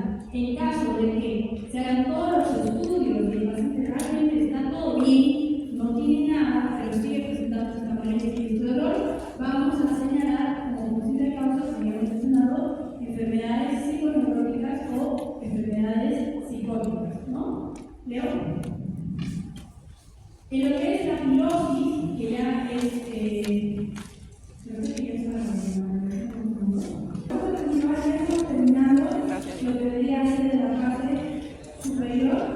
Vamos a tener lo que son Barcelona. ¿verdad? La pirosis es el síntoma como la sensación de calor, ardor o quemadura que experimenta el enfermo detrás del esternón, que generalmente está asociado a lo que se dice dolor en la boca del estómago, ¿no? Dicha sensación, vamos a ver que tiende a ascender por detrás del esternón hasta la faringe y en algunas ocasiones el paciente lo refiere como un dolor tan grave que se está desgarrando, ¿ok? Este tipo de manifestación, la pirosis, está dentro de lo que es el diagnóstico diferencial del infarto. Y ustedes saben que el infarto es un dolor opresivo, precordial, ¿verdad? Que se puede irradiar a zona o región izquierda. Este tipo de síntomas no es también en la zona de la boca del estómago y que también puede ser de descarga, o sea, de un dolor tan grave que el paciente piensa que está dando un infarto. Primero tenemos que decidir y hacer obviamente los exámenes correspondientes como el electrocardiograma, ¿verdad? Hacer una placa, tomar troconinas para ver si el paciente está realmente con un paro cardíaco, sufriendo un infarto de miocardio, o está con una sensación de pirosis, ¿no? ¿Cuál va a ser el diagnóstico? Vamos a ver que entre estas enfermedades vamos a citar a la pirosis, sabe que en el diafragma existen estos agujeros que se llaman hiatos, por donde va el paso de lo que es el esófago, ¿verdad?, hasta la zona abdominal. Cuando este agujero es tan grande, va a haber una porción que se va a salir y eso va a llamarse hernia de hiato, ¿ya? Va a ser justamente una parte donde, como se va a ver, va a haber una salida de la última porción del estómago con el estómago va a causar lo que es la salida del ácido clorhídrico y los jugos gástricos, causando ese dolor, esa quema, que se traduce como una pirosis, ¿no? Vamos a ver que, aparte de la hernia de hiato, la esofagitis terminal también va a presentar un síntoma de pirosis, las apendicitis pueden llegar a producir pirosis, procesos inflamatorios abdominales también, y como les decía, siempre en todos estos síntomas, la pirosis también va a ser un tipo distinto que vamos a estudiar en pacientes psiconeuróticos, ¿ok? También, la pirosis también puede existir en lo que son procesos alérgicos, ¿verdad? Y obviamente esta pirosis va a estar netamente relacionado a qué es lo que come el paciente, ¿no? Si yo tengo una hernia de hiato y yo sé que me hace daño, me sienta pesado, comer cosas fritas, comer picante, si el paciente consume este tipo de alimentos, obviamente la pirosis se va a hacer mucho más notable y le va a generar mucho más molestia, ¿verdad? Tenemos lo que es la pituita. La pituita es, como les decía, esta salida del líquido mezclado con moco, que también va a ser expulsado como tipo vómito, pero ustedes saben que el vómito puede ser o bilis, ¿verdad?, o amarillo, o el resto de comida. La pituita es cuando en los perritos igual se ve bastante, en la salida de un vómito, pero es como líquido, es como vomitar agua con un poco de moco, a eso se le llama pituita, ¿no? Este es un contenido anormal y previamente acumulado en lo que son las porciones bajas del estómago, pero con frecuencia va a estar asociado a lo que son periodos extendidos de ayuno, ¿no? Del ayuno, y por eso también el crecimiento de pituita matinal. Generalmente existe esta expulsión de este líquido en la mañana. También va a estar asociado a pacientes alcohólicos, ¿ya? También por eso dice, está asociado a pacientes, con la paciente positiva, está asociado a pacientes alcohólicos, también se puede llamar vómito pituitoso, vómito falso o vómito esofágico. ¿Por qué? Porque realmente no se expulsa el contenido alimentario bilis, sino que se expulsa esta mezcla de líquido con moco, ¿no? Se identifica como la pituita la expulsión poco ruidosa de un líquido generalmente, como les decía, claro, viscoso y poco abundante, que puede ser de 60 a 120 ml, ¿no? Vamos a ver que esta pituita puede existir por estos tres tipos de circunstancias: por la hipersensación ocilorrea, claro, produzco tanta saliva que el paciente se lo va a tragar y en algún momento ese exceso va a devolverlo como la pituita, ¿verdad? Vamos a ver que también va a ser por producción de elementos anormales propios del esófago, algún tipo de tumor o de lesión o de cáncer va a producir este líquido en la porción inferior del esófago y eso va a ser expulsado. Vamos a ver también que el reflujo gastroesofágico de variable acidez también puede presentar una secreción que se va a acumular en cárdenas, que lo obviamente el esófago y el estómago, y en algún momento se acumulan antes del esófago que llega al punto de generar esta acción de vómitos, de salida de este líquido, ¿no? ¿Cuál va a ser ese diagnóstico? Vamos a ver cuáles son estas enfermedades productoras de pituita: alcohólicos y fumadores. Generalmente los alcohólicos y los fumadores en ayunas, ¿verdad?, levantan, escupen o tienen un poco de reflujo de vómito, va a ser esta pituita. También va a haber pacientes con esofagopatías, como la diverticulosis baja, distintos tipos de esofagitis y la acalasia esofágica. La acalasia es, como les decía, esta contracción del esfínter esofágico inferior, que justamente va a hacer que se acumule la saliva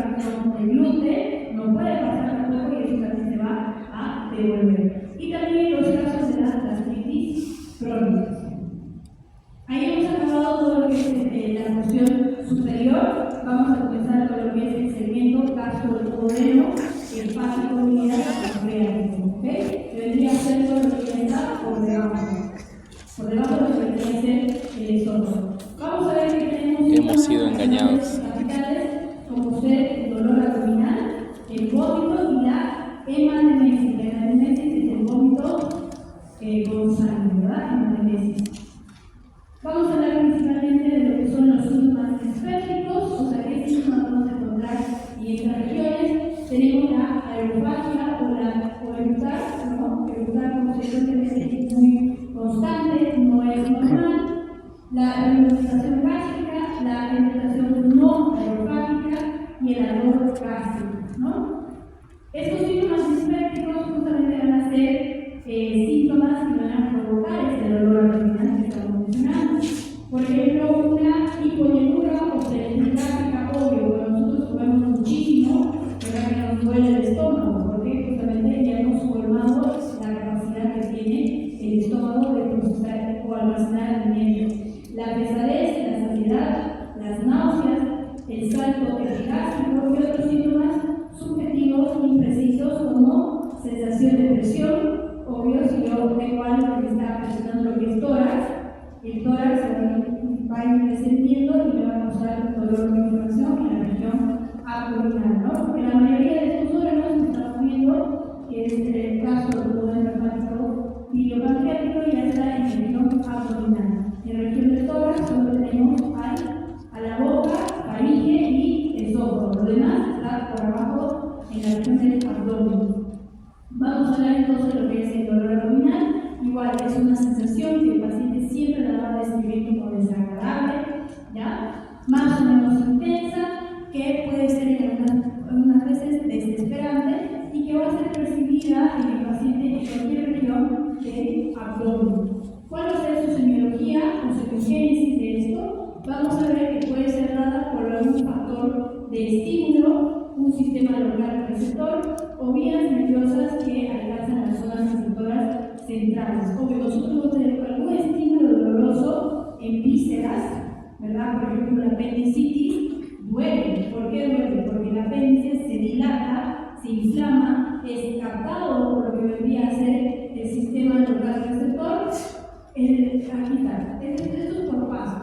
El primer paso es el factor de estímulo. Un fecalito tranca la luz del apéndice, el apéndice se inflama, se irrita, este dolor es procesado o recepcionado por el sistema local receptor y luego eso se va a subir obviamente al sistema nervioso central por las vías nerviosas que llegan al tálamo, corteza cerebral, y ahí se va a iniciar una cadena, un proceso de inflamación que va a ser justamente en algunos casos van a inflamar tanto el apéndice que el apéndice se puede reventar y el paciente puede tener una peritonitis, ¿no? La peritonitis ya es un caso mucho más serio que compromete la vida del paciente, ¿no? ¿Cuáles van a ser los caracteres etiológicos del dolor abdominal? Son 11 puntos que nosotros tenemos que sí o sí tomar en cuenta. En la clase lo vamos a ver hasta ese punto de irradiación porque es larguísimo, ¿ya? Vamos a ver la localización, obvio, tengo que saber en dónde está ese dolor que me está manifestando el paciente. No es lo mismo que le duele la boca del estómago, que le duele el costado o que le duele la región umbilical.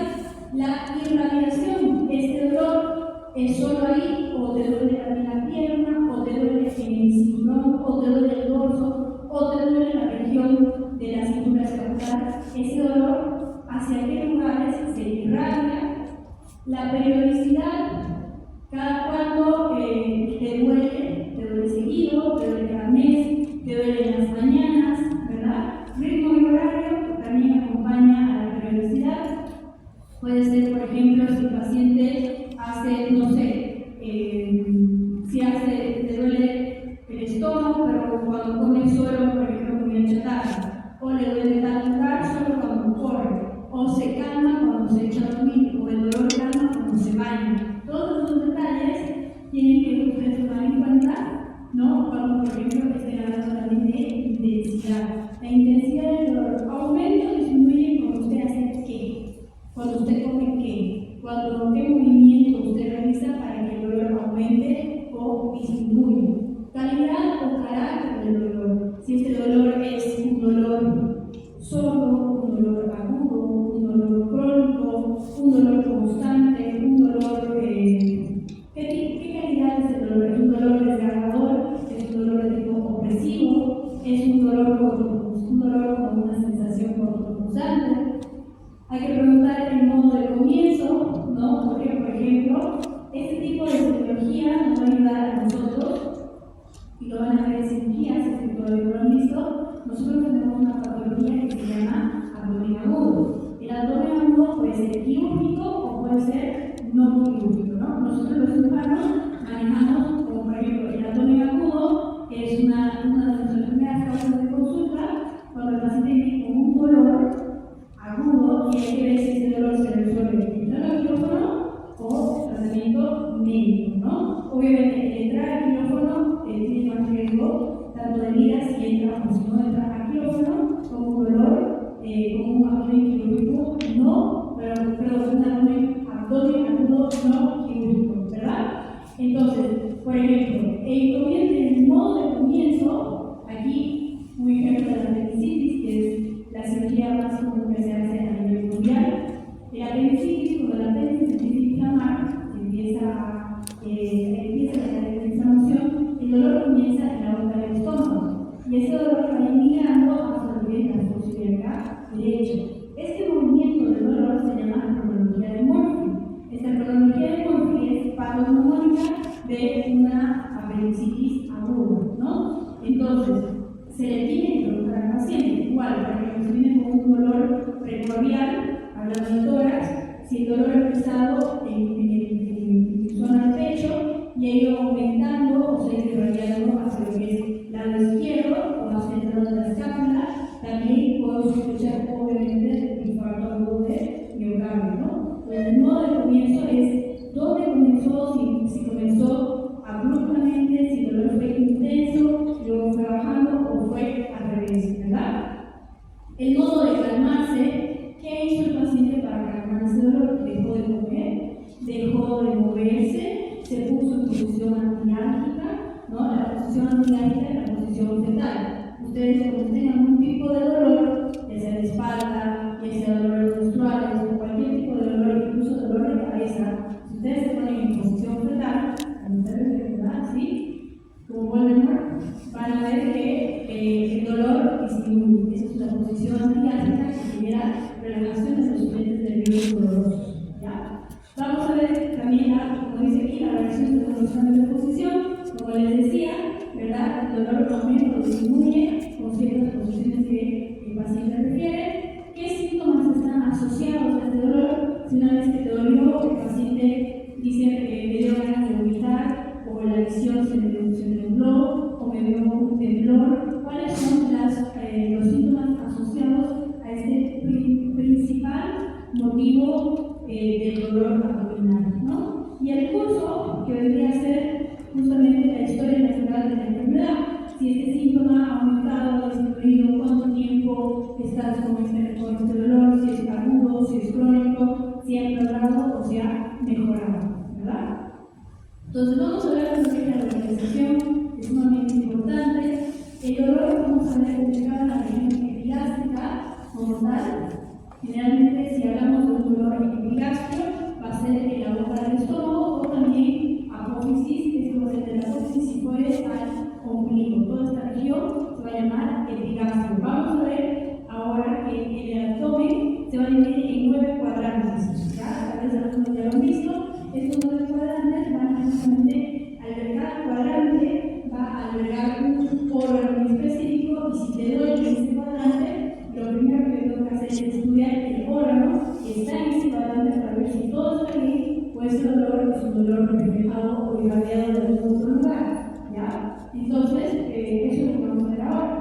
Vamos a ver que la localización es lo más importante, tenemos que tener en cuenta la proyección anatómica de cada región y considerar qué patologías pueden haber o el paciente puede tener de acuerdo al punto donde duele, ¿no? Por ejemplo, existen acá tenemos lo que es, por ejemplo, un cólico uretral, ¿no? O sea, un cólico que está en uretra o en uretra, pero de hecho va a provocar un dolor que se va a reflejar, por ejemplo, en toda esta zona, ¿no? Por ejemplo, un dolor en el intestino delgado puede estar relacionado en pisogástrico o en umbilical. El dolor crónico va a estar el dolor en el intestino grueso, puede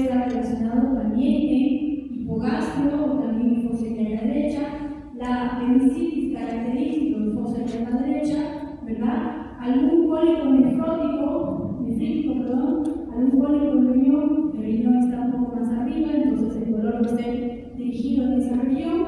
También podemos ver, por ejemplo, en la parte del dorso, de la espalda, una úlcera abdominal perforada va a generar dolor en todo lo que vendría a ser los músculos de sostén laterales del cuello, y la úlcera está aquí, ¿no? Por ejemplo, esta patología, la úlcera abdominal perforada, que va a estar en duodeno, por el tema úlcera abdominal, es también un signo que nos ayuda, es un diagnóstico diferencial del infarto agudo del miocardio, ¿no? Porque el infarto también duele acá, se va de mano, pero la úlcera también duele acá. O se puede hacer acá, o puede ser acá, ¿no? Pero también está relacionado. Por ejemplo, el dolor en pancreatitis está en el cinturón, el paciente se moretea, se llama el signo de Kuller, el signo de Turner, que son unos moretes que tienen líneas vertical y horizontal, pero también el dolor por todas las fibras nerviosas que se conectan. Puede llegar el dolor de pancreatitis también ser en región de lo que pertenece el trayecto del músculo esternocleidomastoideo y la clavícula, ¿no? La colecistitis también va a estar, también se puede confundir, por ejemplo, con un dolor renal, ¿verdad? Y en las lesiones rectales también va a ser en la región lumbar, ¿no? Entonces, toda la topografía, la localización del dolor está relacionada con algún órgano que se encuentra en esta región, o como en estos casos, que estos dolores están lejos de la zona anatómica, ¿no? Por eso se estudia semiología, para que ustedes aprendan que si le duele al paciente, puede ser una pancreatitis, sí. Puede ser una úlcera perforada, sí. Puede ser tortícolis, también. Puede ser un infarto agudo del miocardio, también, ¿verdad? Y justamente eso es lo que se les enseña a ustedes en la semiología, ¿no? Aquí vamos a ver igual los diferentes dolores que se pueden encontrar. Por ejemplo, si hay algún tipo de lesión en todo lo que es intestino delgado, ya sea el yeyuno proximal o el yeyuno bajo, si se fijan, va a ser generalmente en la zona del mesogastrio. ¿Por qué? Porque justamente ustedes saben que el intestino delgado mide 7 metros, ¿verdad? Y se va a acomodar como una serpiente en esta zona. Entonces, tanto el yeyuno, ya sea proximal o distal, si tienen una lesión, va a ser justamente en la región del medio. Lo mismo con ilio superior, medio y lateral o terminal, dependiendo de su trayecto, va a presentar la localización de su dolor, ¿no? En región del colon, también vamos a ver que el ciego, que es la primera porción del colon, ¿verdad? Ahí está el apéndice, va a ser sobre todo en la región que sería acá derecha, y un poco de hipogastro y región umbilical, y también colon ascendente, el ángulo hepático, que va a estar relacionado justamente a la región hepática, que es el hipocondrio derecho, flanco derecho, y ahorita vamos a ver la topografía, ¿no? Aquí tenemos igual las diferentes porciones del colon y sus posibles localizaciones o puntos dolorosos, ¿no? Porque cualquier otro se mueve, el paciente le va a doler la zona del hipogastrio, porque ahí está localizado el recto sigmoide. Entonces, vamos a tener aquí, les voy a mostrar acá. Vamos a ver que estos son los 9 cuadrantes. Estos chicos se los tienen que saber de memoria, porque eso los van a masacrar en internados si no saben esto, ¿ya? Tenemos 9 cuadrantes, 3 superiores, 3 medios y 3 inferiores. El cuadrante superior, los 3 cuadrantes superiores, el medio se llama epigastrio, que corresponde justamente a la determinación de la apófisis sifoides del hueso esternón, con el primer tercio de la línea alba del estómago, ¿no? Este va a ser el epigastrio, y lo que está a los lados se va a llamar hipocondrio derecho, hipocondrio izquierdo. El hipocondrio derecho generalmente es territorio de lo que debe ser el hígado y la vesícula biliar. El hipocondrio izquierdo generalmente tiene que ser territorio del vaso y cola del páncreas. El epigastrio va a ser, aquí vamos a encontrar a la porción terminal del esófago, a la porción del estómago y a la cabeza y al cuerpo del páncreas. Al medio vamos a tener la región mesogástrica o la región umbilical, que es el medio, ¿verdad? Aquí en este medio vamos a encontrar lo que son el intestino delgado y el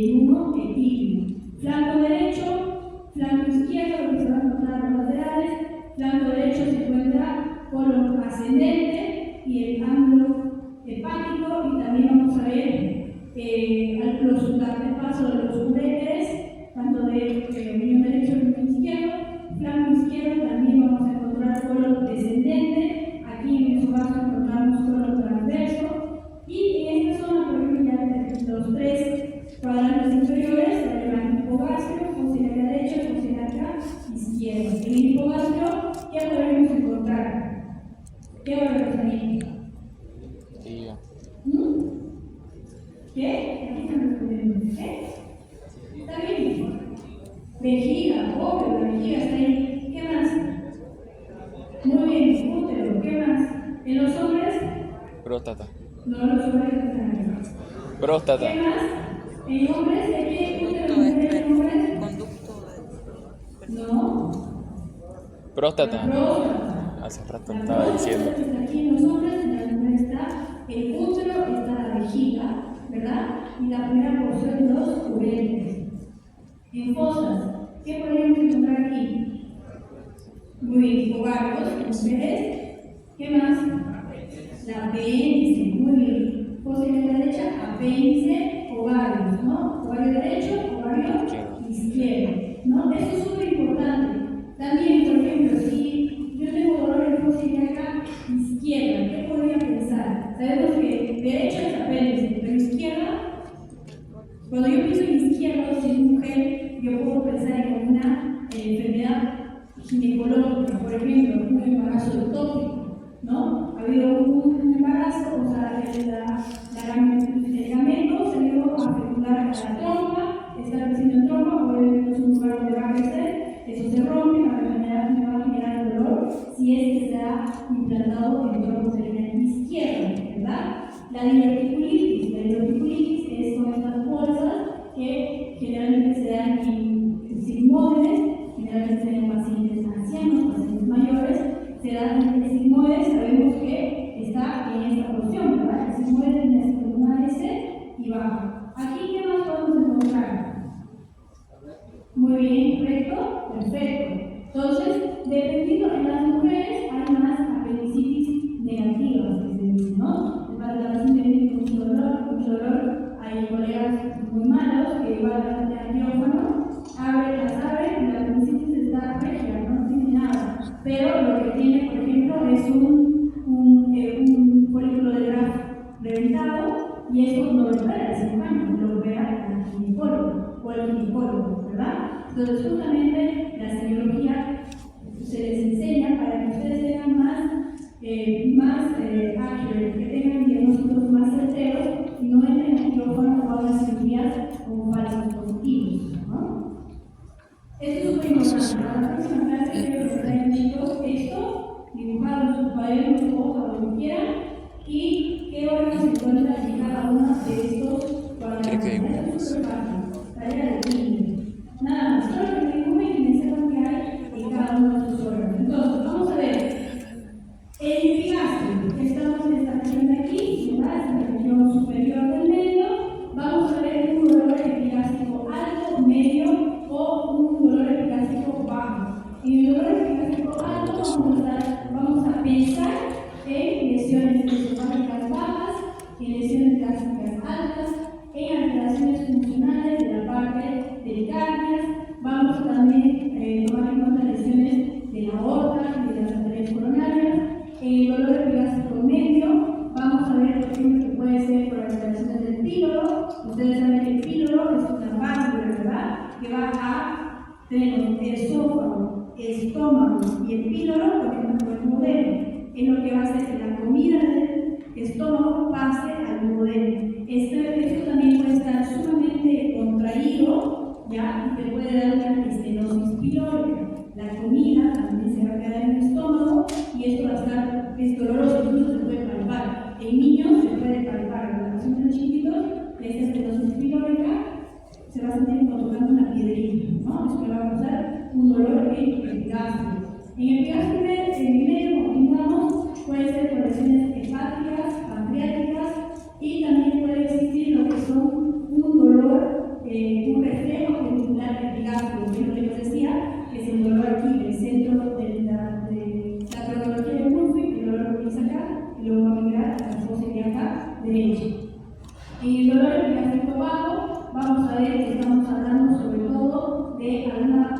alteración en duodeno y en uno ilion principalmente lo que vendría a ser la conexión del duodeno con el yeyuno y el ilion, las porciones de arriba, las porciones palatales más superior, ¿no? Vamos a ver que el dolor posterior, que va a estar en el dorso de la espalda, pero que todavía está en relación con el epigastrio, igual va a estar relacionado con úlceras, o sea, heridas en lo que es el píloro. Podemos ver también lesiones en páncreas, lesiones en el hígado, el dolor epigástrico derecho y el hipocondrio derecho, que vendría a ser esta zona de acá, ¿verdad? El hipocondrio derecho, el epigastrio derecho, está 100% relacionado a las lesiones hepatobiliares, ¿ya? El hígado, vesícula biliar y vías biliares. En el otro lado, que va a ser esto de aquí, del hipocondrio izquierdo y el epigastrio izquierdo, van a ser generalmente úlceras pépticas postoperatorias cerca del ombligo, hernias de hiato y también lesiones del páncreas relacionados a la cola y cuerpo del páncreas. Ustedes saben que el páncreas tiene cabeza, cuerpo y cola, ¿verdad? Que es una coma alargada, ¿no? Que ocupa el epigastrio y también porciones del mesogastrio. El hipocondrio derecho, que es este de aquí, está, como les decía, generalmente totalmente la mayoría a lesión hepática, a la colecistitis, que es la infección de la vesícula, a la pericolecistitis, al empiema, a la coledocolitiasis, a la hepatitis, la cirrosis. Todas las patologías hepáticas van a estar irradiadas con un dolor en el hipocondrio derecho. También vamos a ver la pancreatitis o pancreatopatías, porque aquí está el hígado. Porque aquí está el hígado y justo acá en esta parte está la cabeza del páncreas. Entonces, el dolor puede estar ubicado en este cuadrante, ¿no? Duodenitis también, porque se fijan que esta es la parte del duodeno, esta parte de aquí. Y patologías renales, porque los riñones están a ese nivel, pero están retroperitoneales, van a estar no de frente, sino en la parte posterior. Y el dolor se puede irradiar si es del riñón derecho al hipocondrio derecho. En el hipocondrio izquierdo, podría ser el contrario, ¿verdad? Este de acá. Vamos a ver, como hemos dicho que aquí está vaso, vamos a ver afecciones del vaso, colitis angulares izquierdas, un dolor reflejo.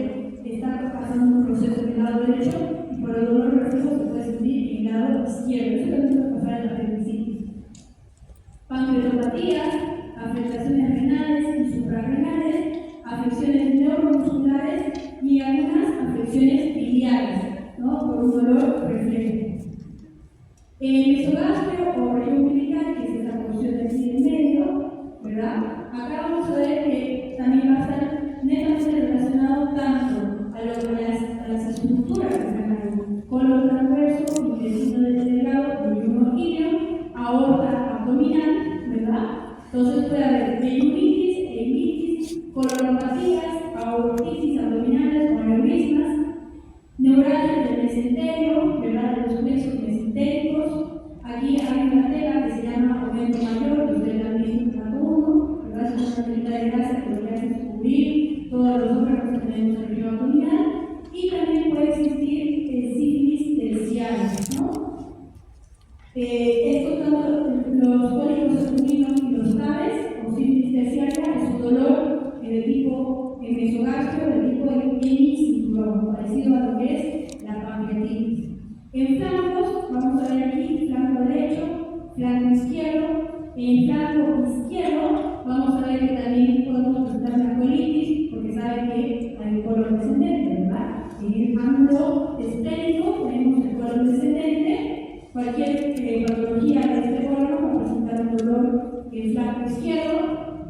Patología urinaria del mismo lado, porque por ahí desciende, por ese trayecto desciende lo que son los uretres, ¿verdad? Que existen en ambos lados. Y en el lado del flanco derecho no lo puse porque existe lo mismo, pero el lado lateral va a ser el colon ascendente, el ángulo hepático, alguna patología renal, alguna patología de uretre. Es lo mismo, solo que va a ser del lado derecho. En fosa ilíaca derecha, que es esta acá, ¿verdad? Característica, la apendicitis, la tiflitis, que es la infección o inflamación del ciego, que es la primera porción del colon, ¿verdad? En la ileitis va a haber una válvula que se llama válvula ileocecal, que conecta la porción terminal del ilio con el ciego. En esa porción justamente va a estar ubicada aquí, en fosa ilíaca derecha, por eso puede haber, como se dice aquí, una ileitis, una tuberculosis ileocecal, un tumor del ilio ciego, y vamos a ver que también puede existir una perivisceritis, o sea, una inflamación de las vísceras, una perivisceritis, ¿no? Que justamente puede ser membranas o órganos que están cerca de la fosa, o mejor dicho, ubicados en la fosa ilíaca derecha, ¿no? En la fosa ilíaca izquierda vamos a ver lo mismo con la característica de aquí, que aquí vamos a encontrar alguna, tanto en derecha como en izquierda, como mencionaba, puede ser alguna patología ginecológica relacionada a ovarios o trompas uterinas, y en la izquierda podemos encontrar, por ejemplo, una sigmoiditis, puede causar un dolor en la fosa ilíaca izquierda, una diverticulitis, puede causar un dolor en la fosa ilíaca izquierda, simplemente por anatomía. Si ustedes saben anatomía, ustedes van a poder identificar qué órganos se encuentran en estos flancos y pesquisar la posible causa de ese dolor, ¿no?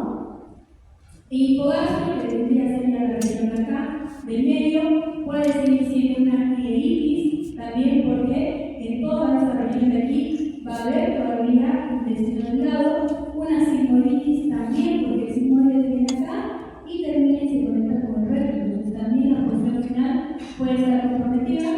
Como les decíamos, afecciones de vejiga urinaria, próstata y útero en la mujer, ¿no? Metropatías que pueden causar dolor en las mujeres. El dolor, por ejemplo, cuando tienes dolor en la menstruación, eso se llama dismenorrea, ¿no? Esa dismenorrea puede ser asociada a un dolor abdominal. La irradiación, vamos a ver que la irradiación, esto ustedes tienen que preguntar, tenemos que ver si ese dolor, digamos, está en el centro, porque si se irradia hacia arriba, ¿qué puede ser? Si se irradia hacia abajo, ¿qué puede ser? Y si se irradia a los costados, ¿qué puede ser? Vamos a ver, por ejemplo, si se irradia hacia arriba, si yo tengo una lesión en abdomen y eso se está irradiando hacia arriba, en dirección al tórax, podemos ver que puede ser asociado a una lesión baja del esófago, a una lesión del estómago, a úlceras o a hernias. En el lado izquierdo, por ejemplo, si estoy en el lado izquierdo, como les decía, este dolor reflejo, si hay un dolor en el lado izquierdo y empieza a doler el lado derecho o hacia el hipocondrio de ese lado, puedo sospechar lesiones en páncreas. Generalmente el páncreas es tan doloroso, es una glándula que provoca en pancreatitis un dolor tan terrible y destrucción de la materia pancreática que generalmente en la pancreatitis va a abarcar todo lo que es el territorio abdominal. Por eso se va a irradiar a su lado contralateral, ¿no? Si se irradia hacia la derecha, también podemos pensar en afectación, digamos, si tengo un dolor acá y se tiene que irradiar hacia la derecha, puedo asociar que aparte de ese dolor hay un proceso en la región hepática, hepatobiliar, que me puede estar jalando el dolor, por eso el paciente siente el dolor que puso acá, se ha ido moviendo, migrando ese dolor, y también puede estar asociado a la duodenitis, ¿no? Porque el duodeno justamente está cerca de lo que debería ser acá. El duodeno va a estar aquí, cerca de lo que es el epigastrio, y el dolor por la cercanía anatómica puede estar encargado al hipocondrio derecho, ¿no? ¿Qué pasa si va a ser hacia abajo del estómago, del ombligo, perdón, o el resto del diente que queda? Hemos dicho, si está epigastralia y empieza aquí y migra hacia abajo, apendicitis aguda. Puede estar también relacionado con una lesión, una lesión en la región muscular o dolores en fosa ilíaca derecha, ¿no? Generalmente va a resultar en la cronología de Murphy. Vamos a ver hacia atrás, hacia la espalda, podemos ver que puede existir ciertas úlceras, ¿no? En los dermatomas 5 a 10, los dermatomas son territorios nerviosos, ¿no? Que tienen justamente lugares específicos donde van a abarcar este nervio y que si te duele acá, por corresponder